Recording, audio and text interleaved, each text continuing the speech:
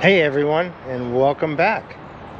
Today I'm going to take you guys on a fun little tour of the town that I grew up in, of Mill Valley, California. And I'm going to show you kind of like my history, and maybe you'll get a little inside view of Mill Valley. I'm going to show you where I grew up and some of the schools I went to and some of the key memories I have. So come along with me, and I'm going to share a little bit of my life with you guys. All right, let's go check it out.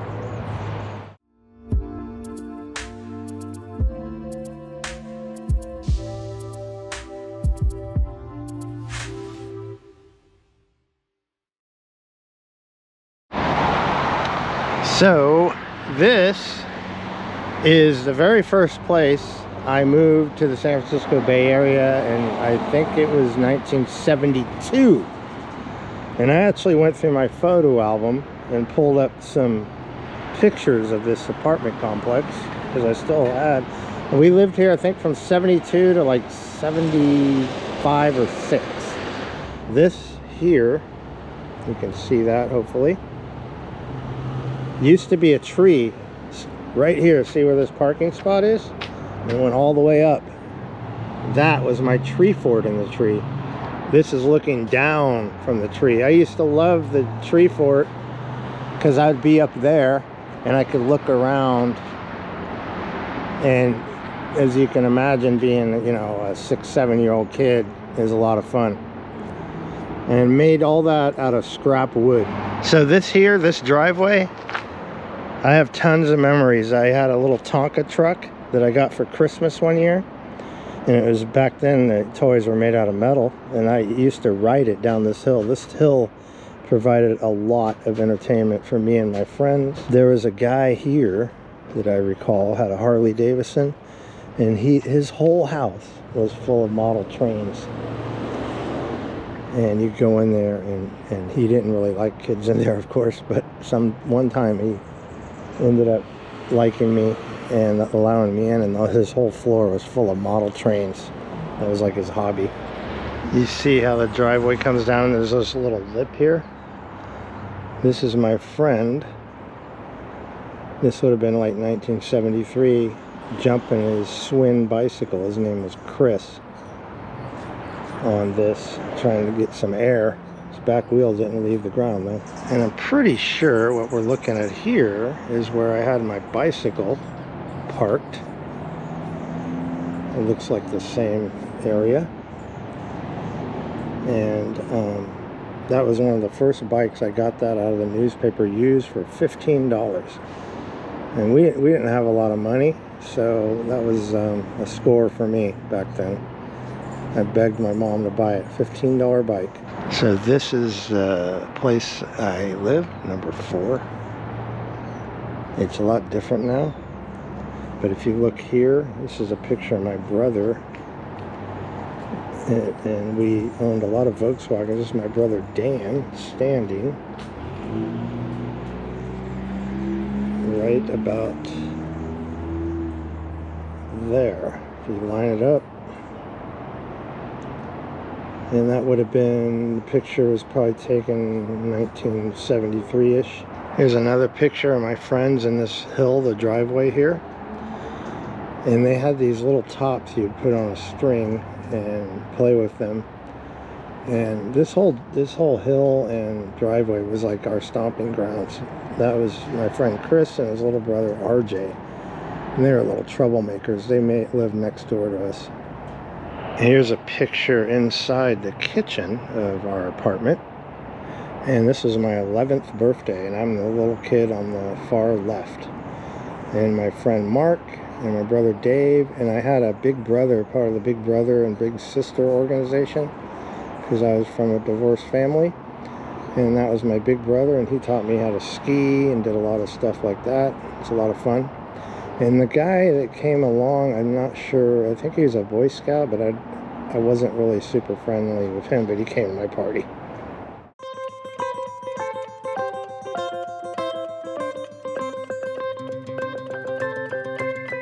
And this is me. I'm on the right, and then that's Darcy and Mark, and the other guy, I forgot his name. But this is where we are.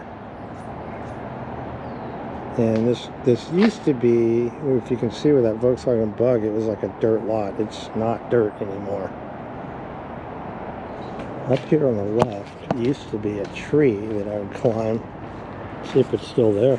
No, there was a little alleyway here, and there was a big tree. A lot taller than that. I must have cut it down.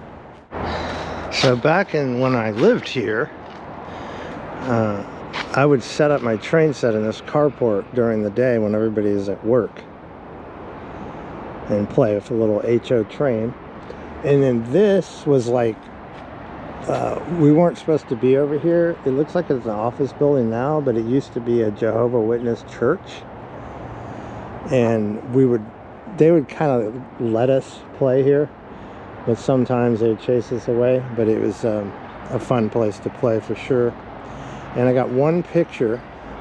This is my brother Dave. He's on the right and me on the left. And we're in this church parking lot about right there. And the angle is looking back towards the apartment. Notice our 1970, it must have been 1976 because I got a bicentennial shirt on. So I have a lot of good memories of growing up here. We used to go down that big hill behind me on a big wheel. We put shopping carts and put a door over, lay a shopping cart down, put a door over it, and jump our bicycles off of it. This whole area was like our play area. We didn't really venture too far away. I would go and take my Hot Wheels and ride about a half a mile from here, but those are different times. You don't really let your kids do that now, but I would just, my mom would only know that I was out playing. That was it. She didn't know where I was or any way of getting a hold of me. I am a parent of two, and one's an adult, one's almost an adult, and I would have never let them do that when they were 6 or 7 years old in this world. But little things that you miss about the past. And I'm looking at this tree here, and the hummingbirds are loving the tree. You see that guy sitting right there on the leaf? And they're zooming around up here. They must really like the flowers. There they go. Got one more picture to show you guys here. If you look, I think I'm in about the spot where this is my friend's sister. Darcy was her name. And the cat, I don't remember the name of the cat. Again, early 70s would have been the time frame. I do remember this. It's funny how animals, you remember easy. This dog's name was Cinderella, and he was super friendly, and we loved him. And he hung out with us. He was one of the neighbors' dogs, and we took him on little adventures and stuff. He was just a great dog. A couple other childhood memories I have of growing up here. Every apartment had a little enclosed backyard. And this apartment complex had a swimming pool. And like any kid that lives in an apartment without a swimming pool, we would jump their fence and swim in their pool. And it got to the point where they were pretty cool about it, and they agreed that we could do it as long as someone was watching us. We couldn't swim in the pool alone. So, oh, I hear the pool noise. This here is the pool that we used to crash, and where I kind of learned to swim mostly. It's a little nicer now. It's been updated. But I remember we would come in here and we'd run to the gate and then ask someone if they wouldn't mind watching us. A few times people didn't want to deal with it. They're like, oh, I'm about to leave, or no, I'm not going to watch you. One other story about that pool is we came here one night and it had one of those bubble covers that keep the water warm, and we were swimming in the pool under the bubble cover, which is a stupid idea. But we did that.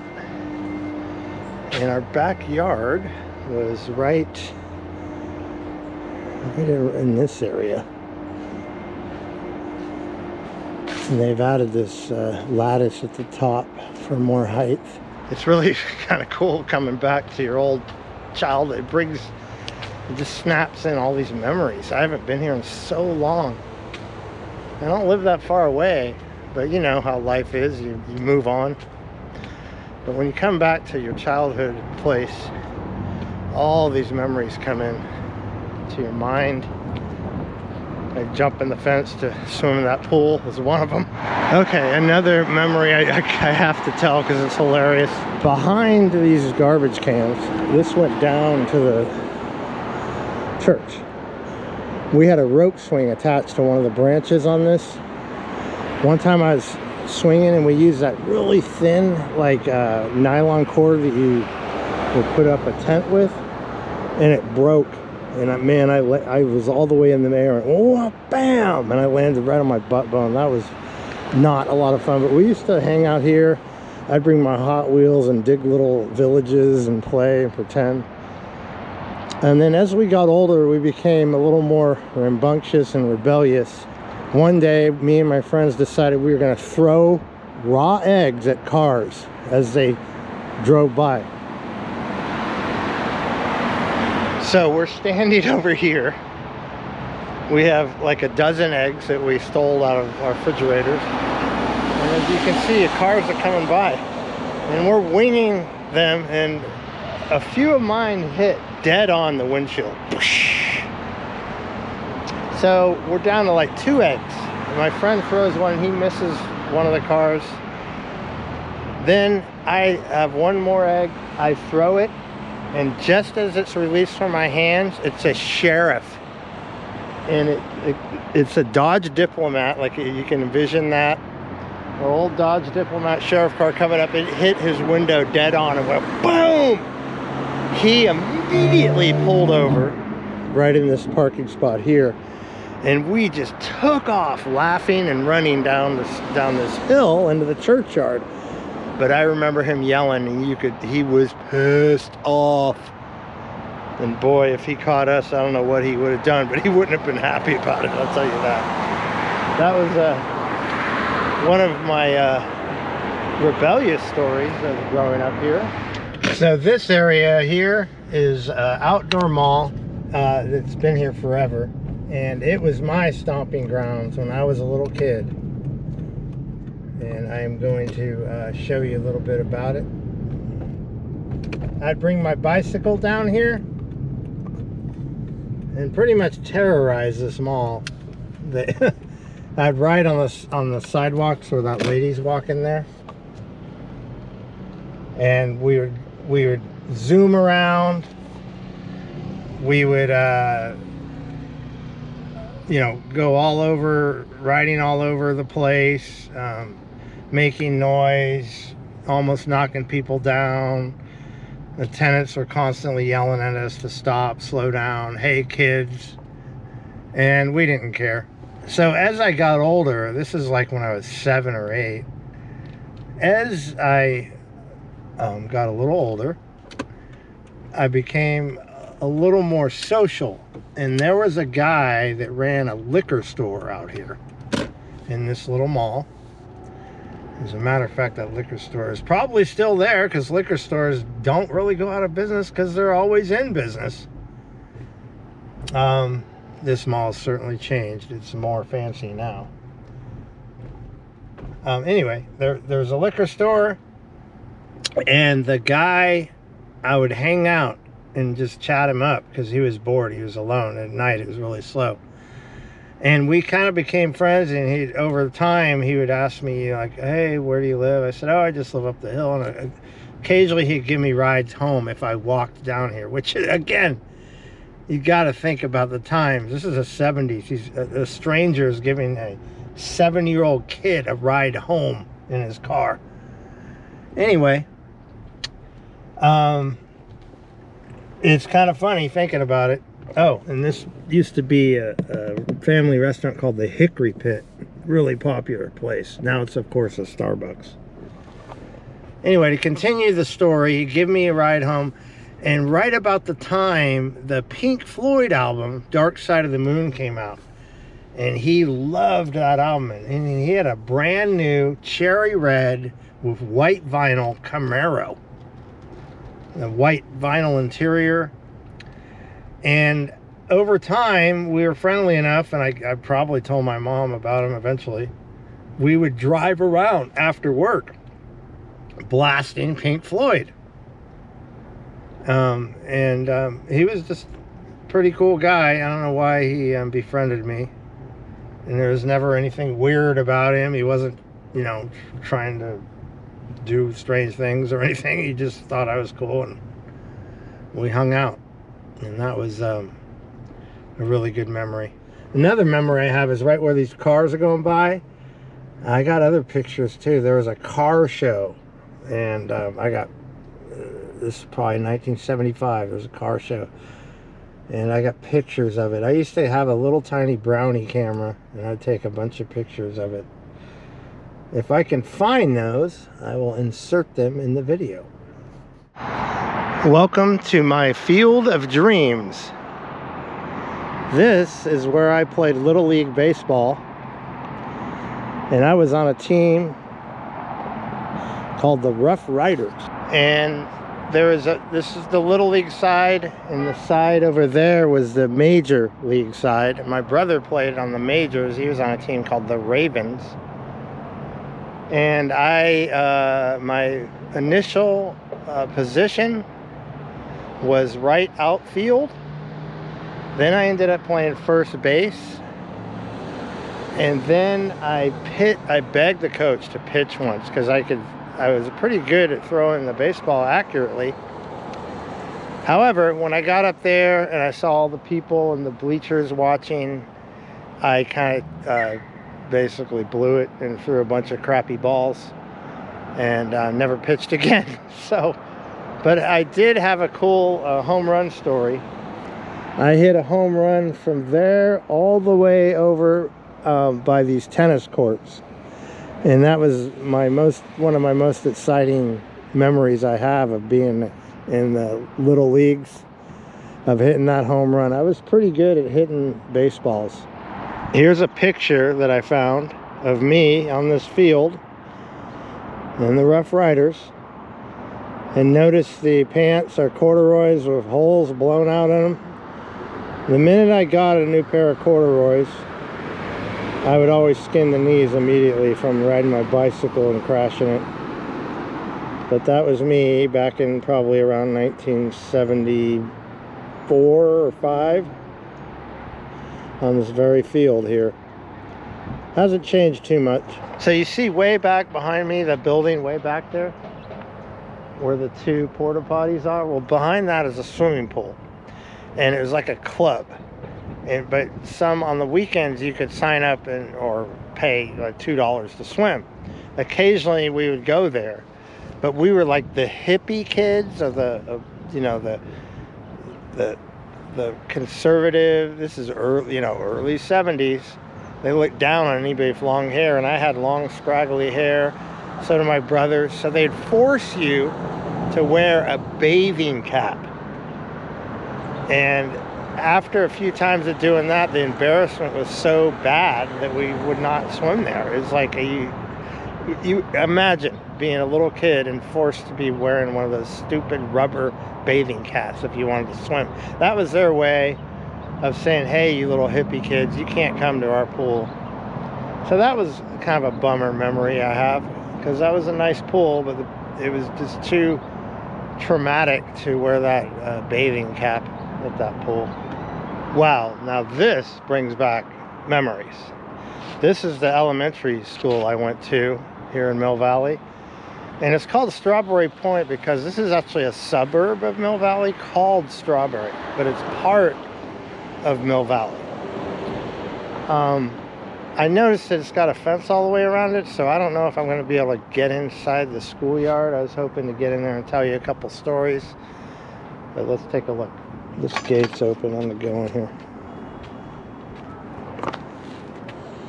All right, so there used to be a sandbox over there. There's a kid. It's funny the memories you have. We called him Coffee Beans Chow Chow Chow. And that was, we'd go, Coffee Beans Chow Chow Chow, Coffee Beans Chow Chow Chow. Don't know why. Can't tell you. Because I was a little kid. And then this field here, this playground wasn't here. And this field here was where I practiced, where practice was held for the little leagues that I was doing. And then a really unfortunate, very sad story. We had a friend of my mom's, and she had 2 kids, I think maybe 3, I could be wrong.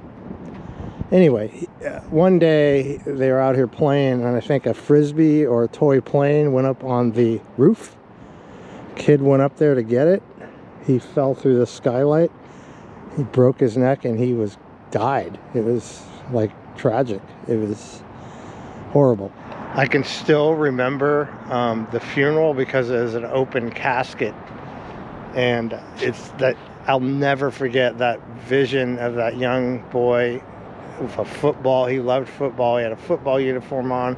He had a football in his arm, and he was buried with the football.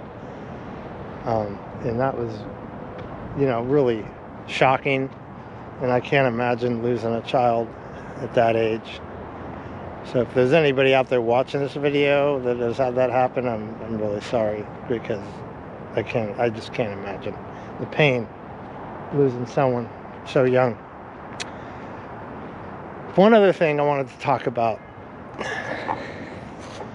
We had this very, how would I describe the teacher? He was a very kind of hippie, new age type guy. This was our building. It looks like it's bathrooms now.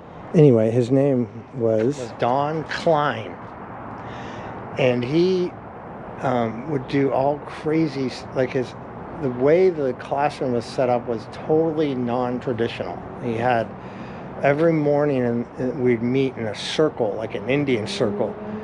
And we'd all talk about the previous night or what we did. So we were learning to be social.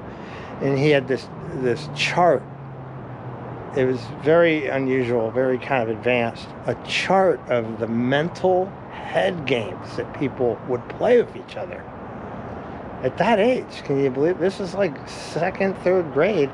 We were learning about what a scapegoat means, and what a bully means, and all these different mental games that people would play. So he'd call people out on that, so you'd recognize it. And another really bizarre thing is he would allow you to cheat. He would have all the answer books available for you, and if you felt the need, you needed to look at the answer books, he would let you do it. Another thing that he would never get away with now is he had this huge turquoise ring. And imagine a turquoise ring that you buy in Arizona or something. And he'd give you what he would call a knuckle noggin. He would literally hit you in the head to get your attention. If you weren't paying attention or you're goofing off, he might come behind you and go, bam, and hit you in the head. It was like a 2nd grader being slammed in the head. But it was a cool class. If you put all that aside, one of the big things he would do is we'd go to Yosemite every year, and it was a big deal.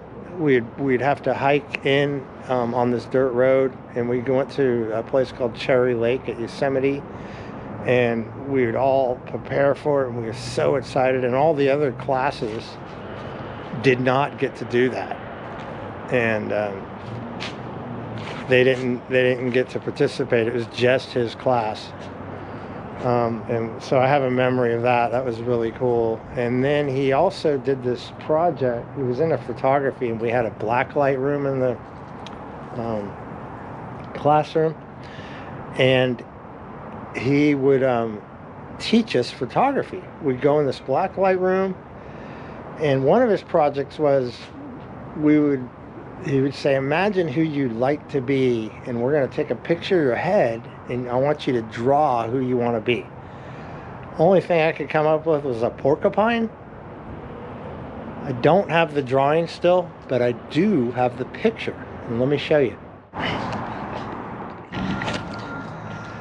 There was also a lady right here, and I don't remember her name, but I have a really cool story. I don't ask me why, but I loved caterpillars. I got fascinated by caterpillars. I had a book on caterpillars. I would go on these hunts with a jar with holes poked in, looking for caterpillars. And I'd find them occasionally. I didn't know anything about them, like what time of year to look or anything, but I knew, like, oh, sometimes you'll run across a caterpillar nest. Obviously, that was probably spring. One time I found a green caterpillar with a big horn on it, and I thought it was so cool, and I caught it, and it was so special. I went to the store, or the toy store, and I bought one of those little cages that has a magnifying glass in it, and you could look down and get a better look. And I told my teacher about it, and she said, oh, why don't you bring it in, and we'll make it a class project. And we watched it go into the cocoon stage, and then one morning, that evening, the lady said, oh, it might come out soon. The next morning it had come out, and it was a monarch butterfly. And I have like a locked in, just a great memory of coming out here from the classroom and releasing the butterfly, like when you release doves at a wedding, and the butterfly flew away and everybody was cheering. That was pretty cool. And I think that was 3rd or 4th grade. That was I wasn't always in Don Klein's class. I think he was 2 years only, and then you jump to the regular classes. Thinking, what else memories I have? That's about it. We had, I forgot one of the most coolest things about this visit. In this auditorium, there is a folk singer most of you probably have never heard of. Her name was Rita Abrams. And I'm going to put a link so you can check out her video. I think I saw it on YouTube, but they made a song in this auditorium. She came and recorded it with the kids because the kids were background singers. And the song was Mill Valley, That's My Home. It was like, talk about Mill Valley, talk about Mill Valley, that's my home. I don't know the lyrics completely, but it was recorded here, and I looked it up a while ago, and there was actually footage on the internet, on YouTube. You know, you can find everything on YouTube. I thought that was pretty cool. So, anyway, this is my elementary school. Now, I kid you not. I kid you not. I had no idea that this sign was here. None, zero. And there's literally a sign on the monarch butterfly here. Now that is so mind-blowing to me. And this is the caterpillar I told you guys. I just told you that story and how it transformed. I just can't believe that it's at the schoolyard, and I was just talking about it. So they must be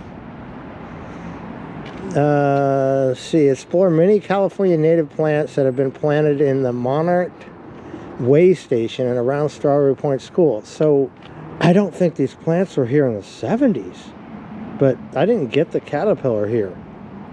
But what a trip. What a full circle.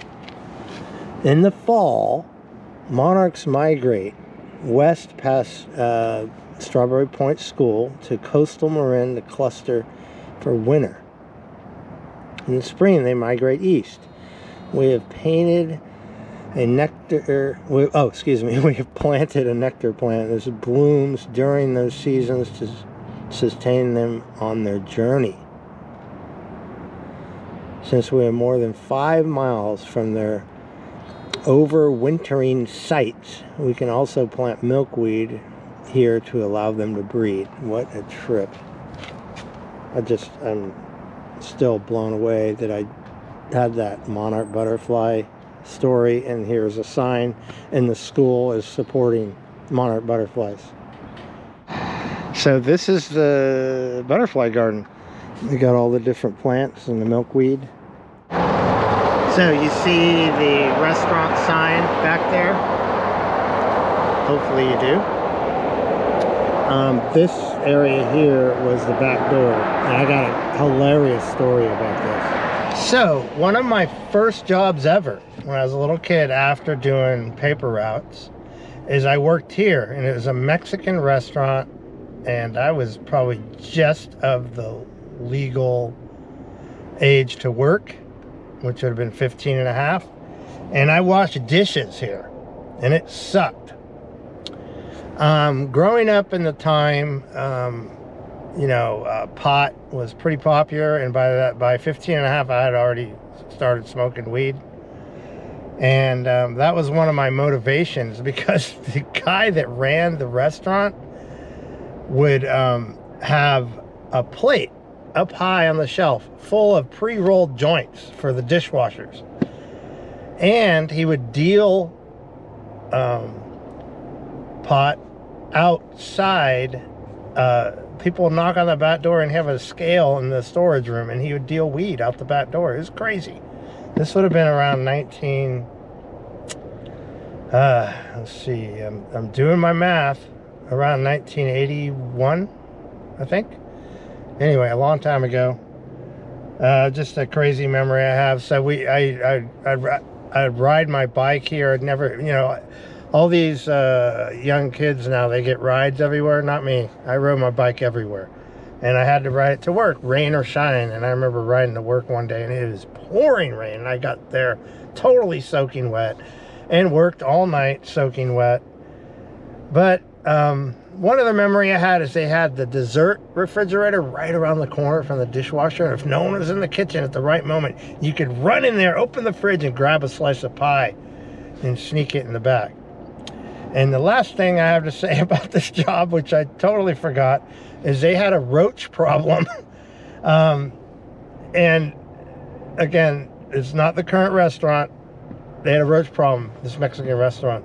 And I go to work, and the whole back room would be full of dirty dishes that I was supposed to clean in the big pots that they make them in and everything. And I'm seeing a fancy car about to drive by. Hold on one second.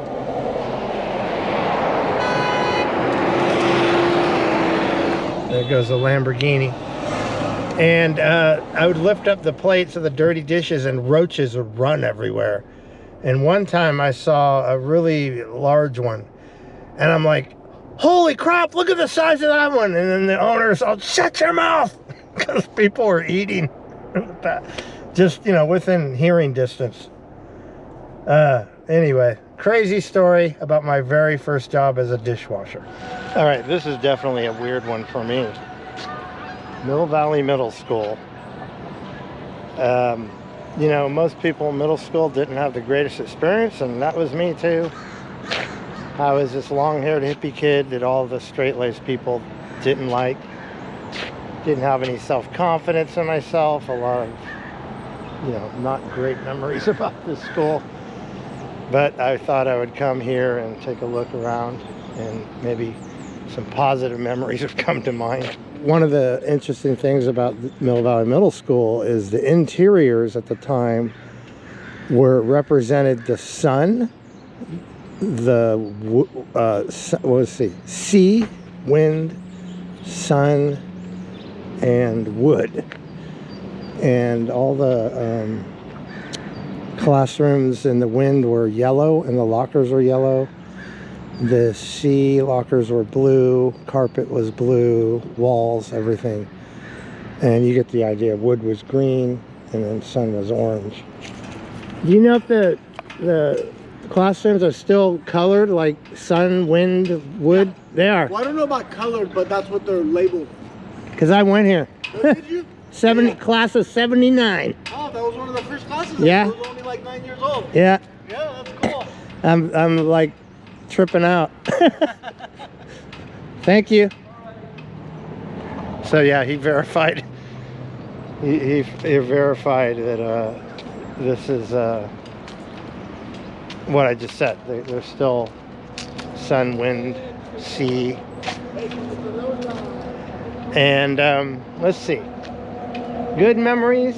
This is the C section, and I was kind of not the greatest student, so I was put with this teacher. Her name was Mrs. Bixby, and she was great. She took the rebel kids like me and tamed them and helped them learn. So that was a lot of fun. There is, you know, also right up here where this hillside is, used to be all grass. And my first fist fight was here. And I was right where these tennis things are, was pretty much where it was. But funny story, I was a total wussy in school. I was totally scared and would cower down to the bullies and didn't stand up for myself. And boy, I wish I did. So one day I got tired of it and I snapped and I said, okay. Back then you'd call people out. So I called, these kids kept, you know, saying, I can kick your ass, blah, blah, blah. And so I called these two kids out and they came out here. And, you know, also fights are really popular as far as entertainment for the students. So the word got around, and they're like, oh, right at lunch, we're gonna fight on the front. Everybody knew. I decided I'm gonna take on two guys. This is a total wussy that doesn't know how to fight, being me, and attempting to fight two guys. And I didn't last long, but the fight was broken up before they could whip my ass by a teacher. But I got detention. Detention was really popular for me. I was always getting into trouble. Also in the 70s, this place was overrun by seagulls. They would all be up here. And at lunchtime, they knew that the kids would have food. So they would just swarm the field and the building at lunch. And you had to literally watch out or you'd get pooped on. So it's really strange walking back here because this is, I don't know, I just didn't have the greatest time in middle school. I don't know many people that did. Like that classroom down below was where all the math was, and I did okay with math, but there was a bunch of bullies in our math class. There used to be a big circular bike rack here, and if I decided I was done for the day, you'd cut class. And if you wanted your bike, you had to jump over the bike rack, unlock it, throw it back over, and get on it and take off before you got busted. Because if they knew you were doing that during class, they knew what you were doing. And I did that a few times. Another memory I have is right behind me. You see this marshy area? Over there, that building used to be the recreation center. I think it still is, but it's totally rebuilt now. There was a police officer, and his name was Jim, and he would befriend the community, and he'd throw these disco. Now again, think of the time, disco dances. I left this school, I was class of 79, so right in the heart of the disco era, and I was into heavy metal. I mean, I was listening to AC/DC, Ted Nugent, Judas Priest, Led Zeppelin, Gamma, Iron Maiden, all those bands here. Wait a minute, did I say Iron Maiden? No, Iron Maiden didn't have an album back then. Not quite Iron Maiden yet, but definitely Rush. I was a huge Rush fan. I remember carrying around a boombox in this school. Anyway, he would throw big parties every weekend to keep the kids safe and dance. I would never dance, and I wish I did now. I might have had a girlfriend in middle school. I had one in 8th grade, but anyway, I didn't dance, but I went to these things just to watch the people and stare at the girls mostly. But one day we all decided we were gonna like get some kind of paraphernalia, alcohol, and meet at the local park. And there's a park down one of these alleyways here. And there's a tiny little park. And we met at that park, and I had paid someone to buy me some Southern Comfort liquor. And that stuff tastes like cough syrup. And no one wanted it. They're like, "Ew, you got that?" And I was like, you know, I stood outside a liquor store and begged someone to buy it for me. So I was like, well, I'm not gonna let it go to waste. So I drank the whole pint. That almost killed me. I ended up having to use the restroom, and I crawled into this marsh, and I fell in. And the marsh mud is like quicksand. And I was in there like grabbing for branches, totally drunk. Come out and covered in mud. Everybody's yelling at me like, "Ew, look at you, you're covered, you stink," in marsh mud. And they knew I was drunk, and they're all laughing. And I walked into the dance, and there was this little room before the dance area, and everybody's jackets were just thrown on the floor. And there was a chair close to the jackets, and I sat in that chair. And I remember several times waking up and vomiting all over people's jackets. That was a weird night. I woke up at 2 a.m. I had passed out. The police officer that ran the dance asked me if I needed a ride home. And I'm like, "No, I'll ride my bike." And he's like, "Oh, you're not riding your bike." So he actually gave me a ride home. That was pretty cool of that guy to do that back then. And then one last story. See all these plants growing here? Licorice plants. This is called the tar pits, as I said. And in the tar pits is where all the stoners would go to smoke weed. And believe me, growing up around here at this middle school, 50% of the people or kids were smoking weed back then. And we'd go here in these tar pits and smoke our weed during lunch. During lunch we'd do that because they couldn't see you. It's hard to believe what we got away with. They must have known. If they didn't know, they're idiots. But that was that particular grouping there. And this building here wasn't there. That was all a football field. It still is, but it was more accessible back then. Remember these green double doors here? That's where they'd serve lunch out of. And they'd open it up, and you get those really horrible hot dogs that have been, you know, sitting in that slimy water, or really horrible hamburgers also. It probably still is a lunch area. I just talked to this older lady. She's going to retire in June. She's been a janitor here for 34 years, and she says, "When did you go here?" I said, "Oh, I was a class of 79. And she said, "You must know my brother-in-law, Leon." I'm like, "Yeah, I know Leon. He was a janitor here, and he drove a hot rod, a Road Runner with chrome Kreger wheels, and he loved that car." And she said he died 14 years ago, which is sad, of something in his brain. But it's just a small world. She's been here so long, and we started talking. And I said, "Do you know this guy?" And she said, "Yeah, I do." And he was a guy who used to beat me up all the time. And I'm not mentioning his name just because. But anyway, he used to beat me up all the time, and she knew the whole family. And she said, "As a matter of fact, he just passed away like 4 months ago." I said, "Wow." Anyway, so that's my middle school. Interesting memories of Mill Valley. I used to go to this school. How long ago? Class of 79. Then you knew my brother-in-law, Leon Jones. The custodian. Not by name. The custodian. Oh, yeah. The guy that had the 73 Roadrunner? The hot rod? Yeah, I knew him well. That's my brother-in-law. No way. Well, I just pulled up to the high school. I want to just show you where I went to high school real quick. But I also took the time to look up some stats on Mill Valley, and I wanted to read you a couple things.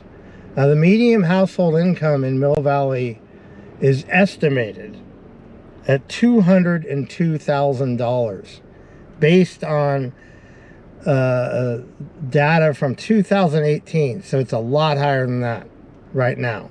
So it's a very affluent town. For instance, the median value of an owner-occupied home in Mill Valley exceeds $2 million.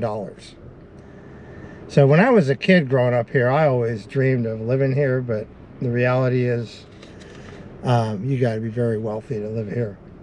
In 1970, the median income was $9,300. So look at the discrepancy between the 70 and now.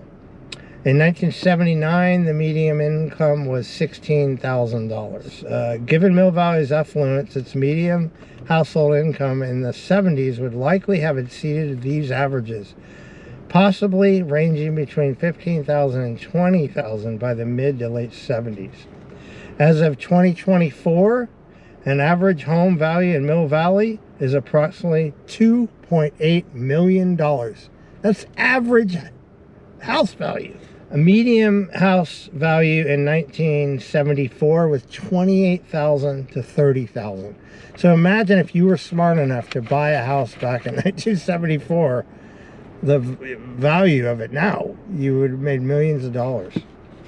So I just thought those were interesting statistics to add. And I also have this this cool book. I'm going to show some black and white pictures to kind of give you a before and current idea of Mill Valley. So this is the high school, and this picture was taken in 1922, and that's the high school there. The clock tower in the picture here is right behind these trees. So that's the high school I went to. So when we had lunch, I used to walk down here, and where that building is, way down there, blue awnings, used to be a Kentucky Fried Chicken. And I ate a lot of Kentucky Fried Chicken meal deals there. Well, here's the school I went to, Tamalpais High. Looks like they got some plans to make it bigger and better. New music building, new classroom building, Kaiser Hall, wood shop, amphitheater. I'll have to, wow, the whole school's getting to be rebuilt. You see that depiction of bands playing up there? Well, when I was here, they would play right here on the lawn. They call it bands on the lawn. They'd play down below, and all the students would sit there and watch. And one time, right here, the band Huey Lewis and the News played here. And this is before they had a huge record contract. They had a 45 or hit single, and they would give it out, and I still have it somewhere. They wrapped it in the newspaper, and a memory of that. And then this auditorium here, around 1981 or 2, Jefferson Starship played for the school for free. I, believe it or not, did not attend the concert because I wasn't a huge Jefferson Starship fan at the time. I was way more into Judas Priest and heavy rock back then. So I'm just going to walk around this campus a little bit. I literally have not walked on this campus since probably 1985. One of the big deals was that clock towers closed off all the time. But when you're a senior and you're about to graduate, they'd allow you to go up into the clock tower. And up there, there's a lot of people that have, you know, carved their initials or whatever year. Is like a tradition. I don't know if it's still a tradition. Campus is very hilly, so you get a little bit of an exercise walking around this campus.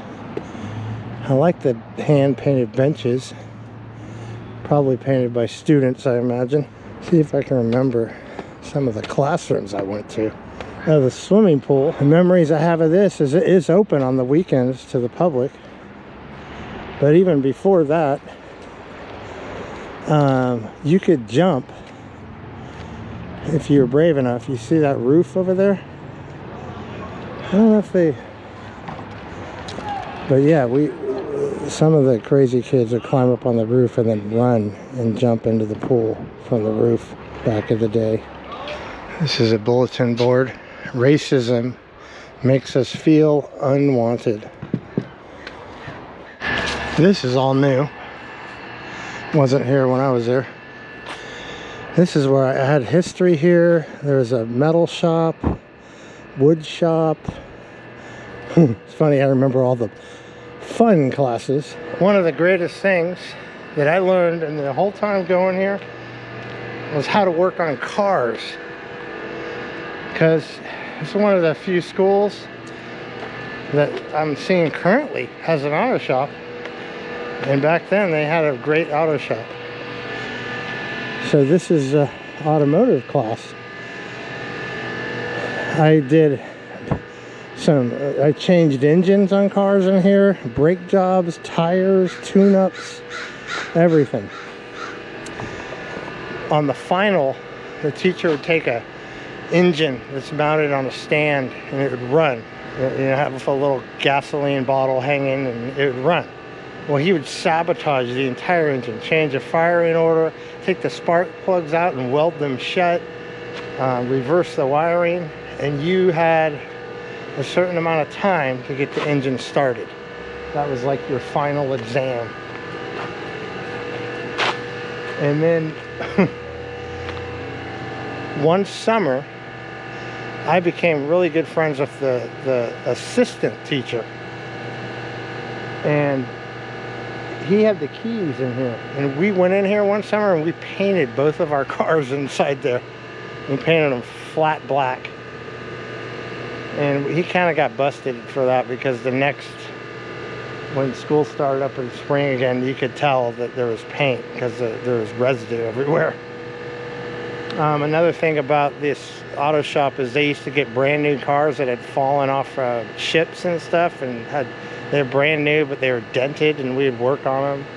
And the teacher had a lot of pull, and he would get brand new alignment racks and computer systems and stuff like that. So it was a pretty cool thing, and it saved me a ton of money to this day. I rarely pay anybody to work on a car. For those of you from my generation, you'll remember this. This here was the smoking section.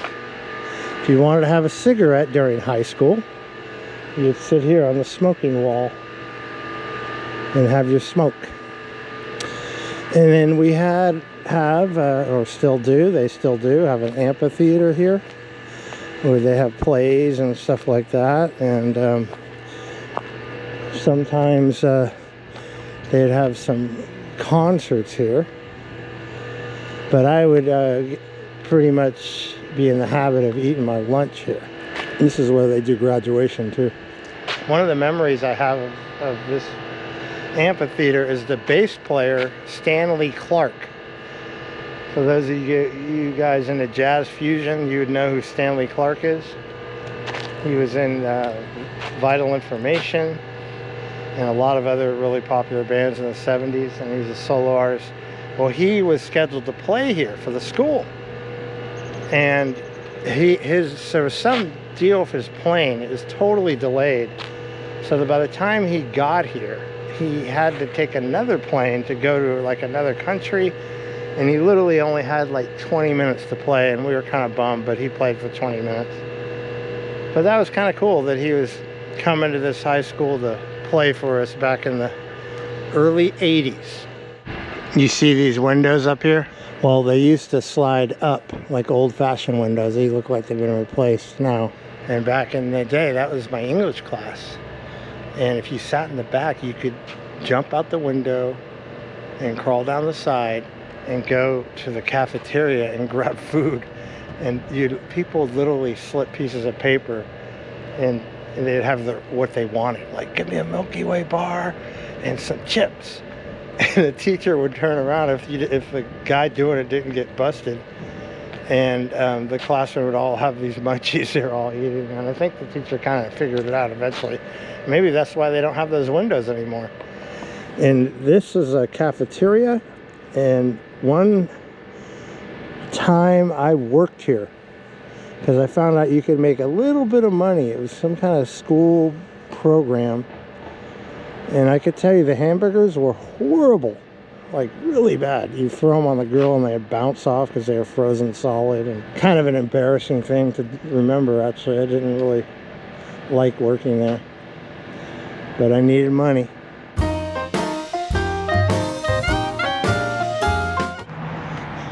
Closer look at some of those benches. Yeah, it looks like they have different people names. I like the cat one. I'm a cat lover, so I like the cat one. Someone did a rat.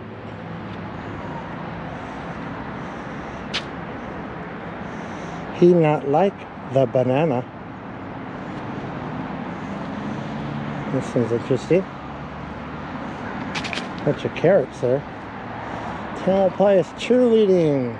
This picture here was taken around 1906. And if you look out my window, it's about the same perspective. But as you can see, it used to all be farmland. You see this tropical oasis here? Well, I used to live back there. There's a house tucked back there in the middle of these buildings, and that would have been around the 80s, but it's totally changed now. None of these palm trees or anything were there. They must have been brought in and planted here. Let's go walk around town and check that out. All right, so now we're at downtown Mill Valley. I'm just going to do a quick loop around, talk about a couple memories I had growing up here. For one, across the street over here is a restaurant. See where it says El Paseo? Currently that is a walkway, which I will show you. And Sammy Hagar used to own one of the restaurants there. I think he ended up selling it. There's a lot of rock history here.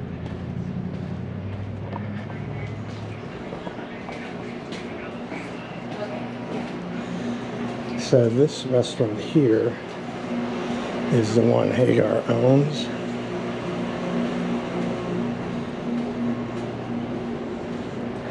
It's more of a, you know, high-end 5-star restaurant. But this has always been a little kind of a secret passway.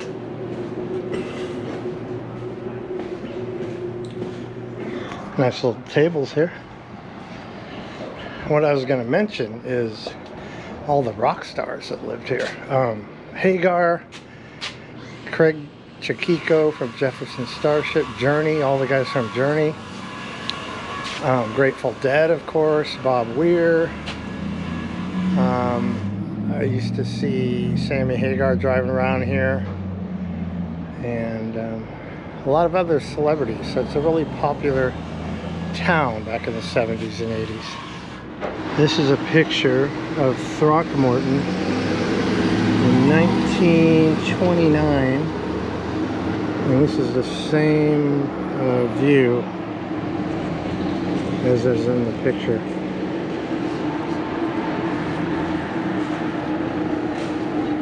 Not much has changed except the cars are more modern. Check this out. You see this old picture? It's a dedication of the City Hall in Mill Valley. And there's the current. This picture was taken in 1936.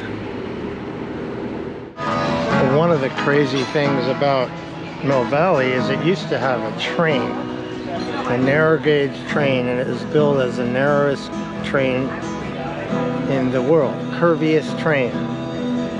And it had steam trains that would go up from the train station, which is right here. And I just wanted to show you guys some quick pictures. I just had it. Here's pictures of the train. When you got to the top of Mount Tam, you didn't need to be pulled down. So they had a gravity car. Here's a picture of the steam train on top of the mountain. And here's a picture of the people building the railroad. Here's a photograph that was taken in 1938, and pretty much where I am. I'm kind of sitting right now where these buses are currently. And it's all bricked in now, but it used to be a bus and train area. And in this building, they call it the depot now. I used to be a coffee barista way before Starbucks was around. I would make lattes and give them to people. And I used to make the different layers of foam. You pour a layer of foam, then a layer of coffee, a layer of foam, and a layer of coffee, then you knock on the glass and it turns into like a lava lamp. She's so hard to find. Got some eagles going on here. There's a couple pictures here of downtown. Here's the depot. It was mostly a bus depot at that point. And the downtown area. But Mill Valley's got a lot of history to it. So this is new. They bricked this off recently. And here's an example of one of the gravity cars.